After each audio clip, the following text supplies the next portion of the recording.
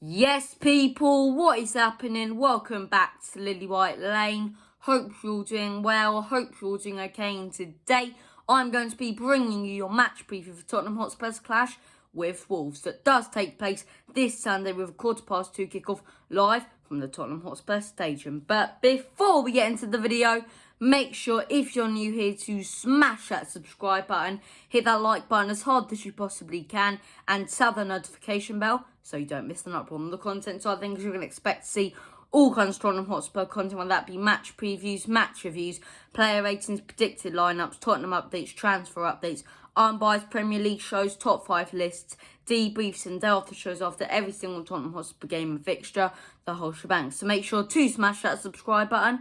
And without further ado, let's get right into the video. So, Tottenham Hotspur are set to take on Wolves this Sunday live with a 2:15 kickoff from the Tottenham Hotspur Stadium. Look, it's a game where, in my opinion, our European dreams for this season could come to a halt. It's a game where we need to pick up all 3 points if we want to get into the Europa League next season. And look, do I think we'll get into the Europa League? Yes, I do believe we can. Obviously, the main priority this season was getting top 4. In my opinion, it's still mathematically possible, but let's be realistic here. With Chelsea absolutely flying under Tuchel, with Leicester picking up a big 3 points against United, with United and City pretty much confirming themselves in top 4, City being the Premier League champions, it's pretty much impossible now to get top 4. And if we do, it'll be a massive, massive miracle. So look, you know, the best outcome to this awful season for Tottenham Hotspur, in my opinion, is finishing either 5th or 6th. You know, you have to look at it from a positive standpoint. And yes, this season hasn't been good enough. It hasn't been good enough until we've sacked a manager 6 days before a cup final. We've lost that cup final. We haven't got Champions League football. You know, the best thing we can get out of this season is Europa League football. So in my opinion, we have to look at our next few fixtures and see we have to win this game against Wolves, we have to beat Villa, and then we have to go out there and pick up all 3 points against a really hard Leicester side to beat this season. And that's going to be really tough. It is going to be really tough. But you have to look at it from a standpoint that I don't believe Leicester are catchable now. I don't believe Chelsea are catchable, and if they are, it's looking likely that either Liverpool or West Ham will actually take that 4th place. So in my opinion, the best outcome we can take out of this bad season is Europa League football. And honestly, I would take that. I'd take it over no European football because it's more revenue coming into the club. And if we don't get European football, what players are actually going to want to come to Tottenham Hotspur? Are they going to see we're actually going in the right direction? I don't think so. So you have to look at it from that standpoint. The one positive of probably not getting Europa League football is there'll be not as much fixture congestion for us. As I say, that means we'd be able to focus our minds and ourselves more on the Premier League. But we'll have to see how that unfolds towards the end of the season. But as I say, when it comes to team news, the only injury for Tottenham Hotspur, stated by Ryan Mason is in his press conference heading into this game, is Ben Davies, still out injured. Everyone else is fit and has been training, in the words of our interim manager, Ryan Mason. So look, it is going to be very interesting, right? I'm actually looking forward to watching this game. And look, Wolves are a side that are very on and off this season. They're very on and off. 1 week they'll be winning games. You know, they beat Brighton 2-1. They've been picking up some points, some big points as of late. As I say, you know, they've not been up to their standards as they have been over the past few seasons, Wolves this season. But look, they have to look at it as they're not going down. They're not getting European football, quite comfortable for them. Next season, they can bring in some new players. Jimenez will be back from injury. Cyril Patricio, you know, 2 of their star players have been out injured most of their season. So they can look to get European football next season as they're not going to this season. But as I say, going back to topic, they've not been a consistent side. You know, 1 week they're beating Brighton with a real hard-fought victory, a 2-1 win. And then the next week, you know, 1 week beforehand, they're losing 4-0 to Sean Dyche's Burnley. It's absolutely mad. So this game could go anyway. They could actually turn up, you know, give us a fight, in my opinion, maybe get a point out of it, if not all 3 points, the way we're lacking confidence now.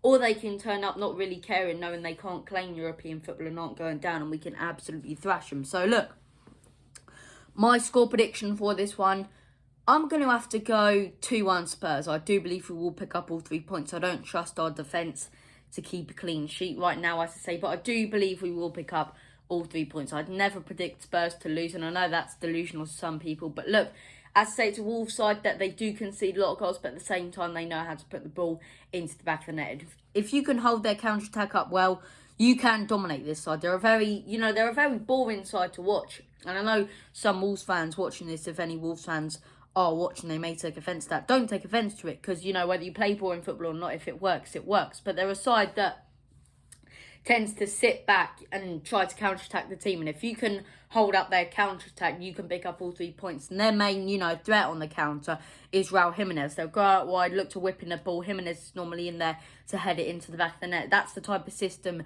they tend to play. But without Raul Jimenez, as I say, you know, they really, really do struggle. Fabio Silva, in my opinion, he hasn't done a bad job, because I think he's very, very young. But at the same time, he hasn't done a fantastic job. And he can't get into those same positions. He doesn't have the positional awareness of an experienced, fantastic player such as Raul Jimenez, who is very, very good in the air. So, look, if we can hold up their counter-attack, I definitely do believe we can beat him.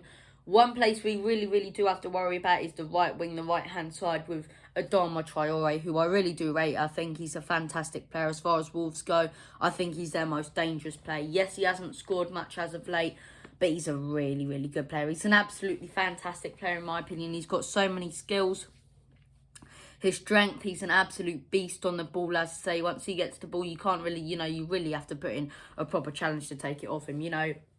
You're not going to shoulder barge him and you're not going to get the ball off him that way. Put it that way. But look, he's an absolutely fantastic player.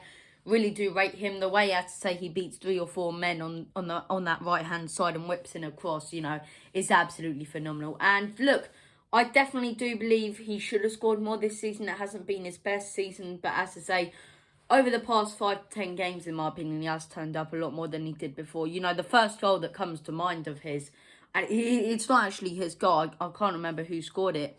But it was in that West Ham 3-2 loss where he just does about 4 players on that right-hand side and whips it in a perfect cross. You know, he has the capability of just bossing players. And that's definitely a worry when you've got the likes of Serge Aurier, who gives away so many stupid fouls on that right-hand side against a player with so much pace, like Adama Traore with so much strength. But look, that right-hand side is definitely a place we have to be careful for when we're looking to attack the opposition in Wolves. Ruben Neves, you know, fantastic CDM holding midfielder. I think he's brilliant the way he holds up play and allows the team to get back after a counter-attack if it doesn't work. So look, they definitely do have some good players, and hopefully heading into this game we can see the likes of Harry Kane stepping up. He hasn't scored under Ryan Mason.